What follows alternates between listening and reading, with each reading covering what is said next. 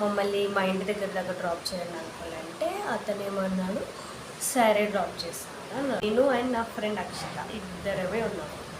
మా దగ్గర ఫోన్ లేదు, ఏమీ లేదు. ఎంత మెల్ల నడిపిస్తుందంటే ఆటో ఫుల్ మెల్ల నడిపిస్తుండు.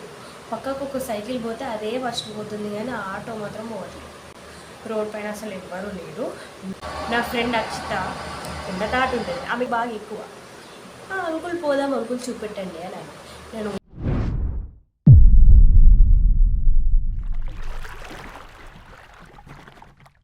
Hi guys, welcome back to my YouTube channel. ఈరోజు వీడియో ఏంటంటే నా లైఫ్లో జరిగిన ఒక ఎక్స్పీరియన్స్ చెప్తాను. నేను నా ఫ్రెండ్ మేము ఆల్మోస్ట్ కిడ్నాప్ అయ్యే స్టేజ్లో వచ్చాము.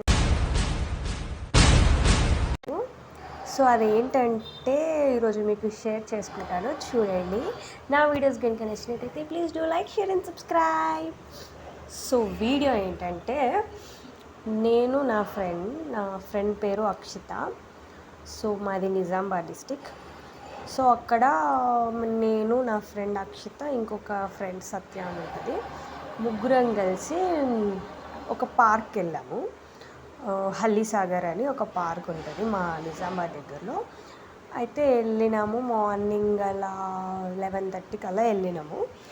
వెళ్ళిన తర్వాత అక్కడ చాలాసేపు ఉన్నాము మంచిగా. అక్కడ గేమ్స్ ఉంటాయి, మేము ఇంటర్లో జరిగినప్పుడు ఈ ఇన్సిడెంట్.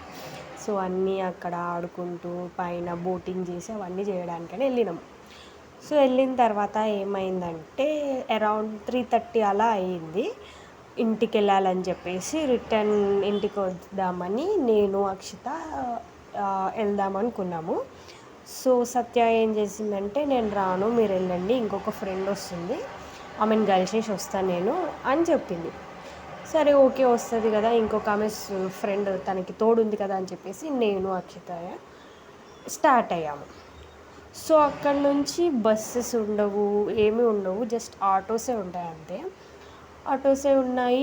2 ఆటోస్ వచ్చినాయి, అందులో ఫుల్ ఉన్నారు మంది, ఫుల్ అంటే ఫుల్ ఉన్నారు. ఇక స్కిప్ చేసినాము 2 ఆటోలు.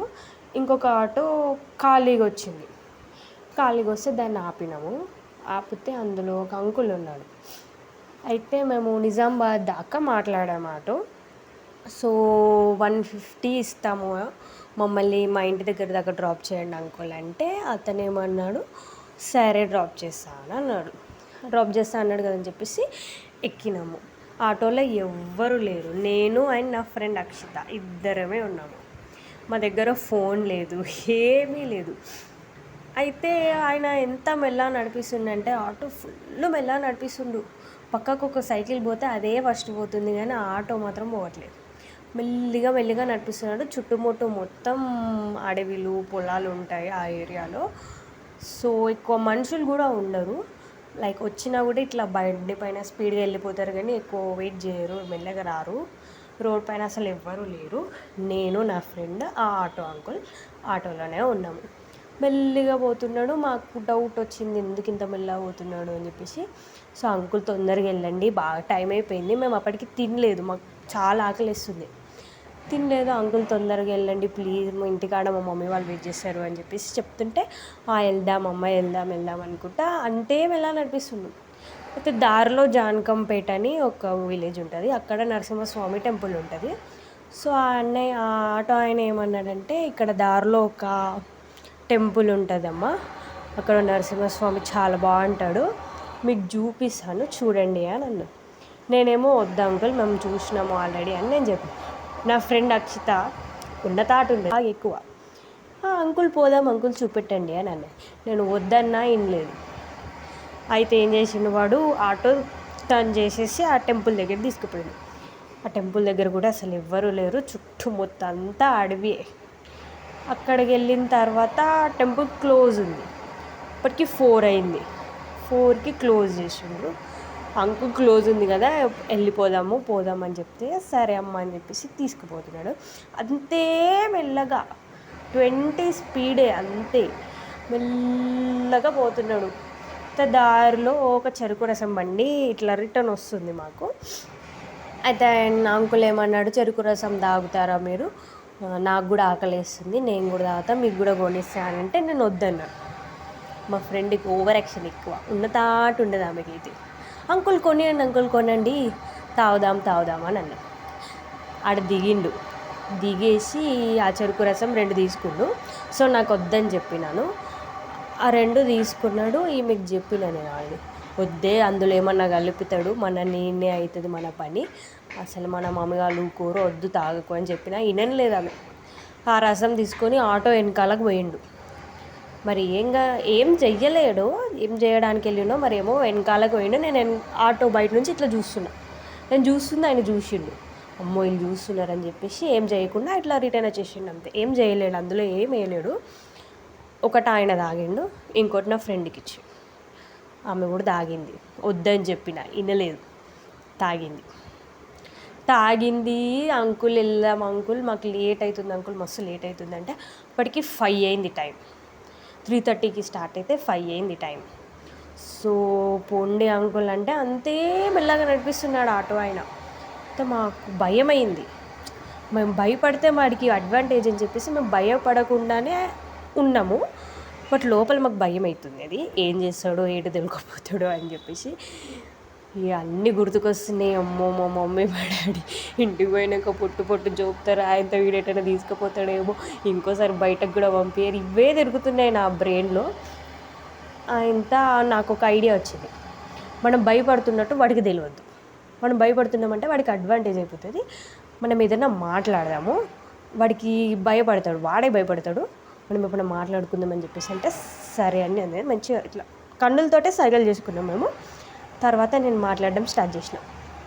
ఏం స్టార్ట్ చేసిందంటే, అరే మీ డాడీ డ్యూటీ బాగుంటుంది కానీ డే అండ్ నైట్ కాల్ రాగానే వెళ్తాడు కదా మీ డాడీ అంటే, ఆమె ఏమన్నా అవునే, మా డాడీ పోలీస్ కదా, సో ఎప్పుడు కాల్ చేస్తే అప్పుడు పోవాలి, ఇంట్లో మా మమ్మీకి రెస్ట్ ఉండదు, మా డాడీకి రెస్ట్ ఉండదు, ఫుల్ కష్టపడతారు వాళ్ళు, ఎప్పుడు కాల్ చేసినా మా డాడీ అసలు ఉండడు వెళ్ళిపోతాడు డ్యూటీకే, మా డాడీ పోలీస్గా అన్నీ గట్లనే ఉంటుంది అనుకుంటా ఆమె అన్నది.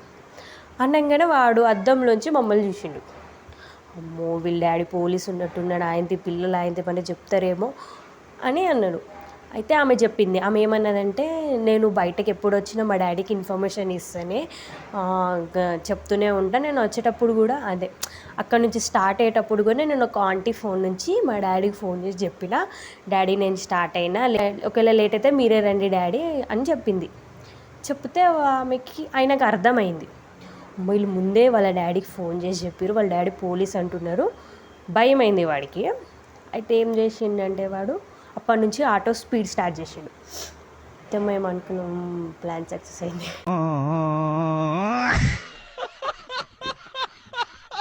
అనుకున్న తర్వాత ఆటో స్పీడ్గానే వెళ్ళింది. మమ్మల్ని నిజామాబాద్ దాకా కూడా దింపలేడు, మధ్యలో దింపేసిండు. మధ్యలో నవీపేట్ ఎక్స్ రోడ్ అని ఉంటుంది, అక్కడ దింపేసి అంకుల్ మేము అక్కడ దాకా మాట్లాడినాం కదా, మీరు ఇక్కడ దించేసారు ఏంటంటే, అట్లా లేదమ్మా నాకు వేరే పని ఉన్నది, నేను పోతా, మీరు ఈయనే దిగి వేరే ఆటో ఎక్కి వెళ్ళిపోండి అని అన్నాడు. ఇప్పుడు థ్యాంక్ గాడ్ మన ప్లాన్ సక్సెస్ అయిందనే అనుకున్నాము. సో తర్వాత అక్కడ నుంచి దిగినాం. వాడు 150 అని మాట్లాడినాం కదా మేము, సో వాడికి 50 రూపీస్ ఇచ్చేసినాం అంతే. వాడు ఏమనకుండా ఇంతిసారా అంతిసారా అనకుండా 50 రూపీస్ తీసుకున్నాడు.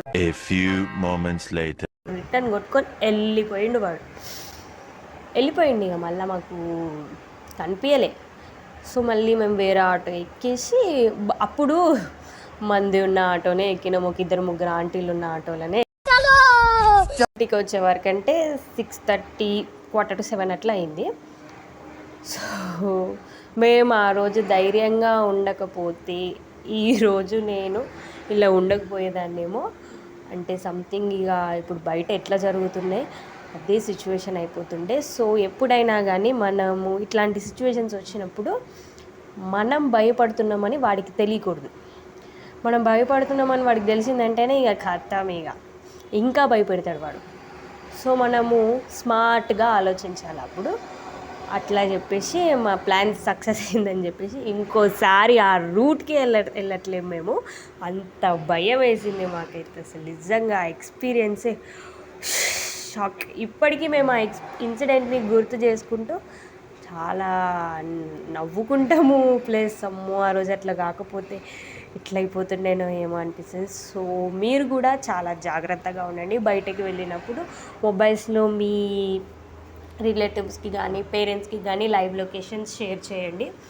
అండ్ నాకు అప్పుడు ఆ ఇన్సిడెంట్ జరిగినప్పటి నుంచి ఇప్పటికి, ఇప్పుడు నాకు పెళ్ళయి 2 పిల్లలు ఉన్నా కానీ నేను ఓలా, ఊబర్, ఆటోస్ ఏవి ఎక్కినా మా హస్బెండ్కి లైవ్ లొకేషన్ షేర్ చేస్తాను.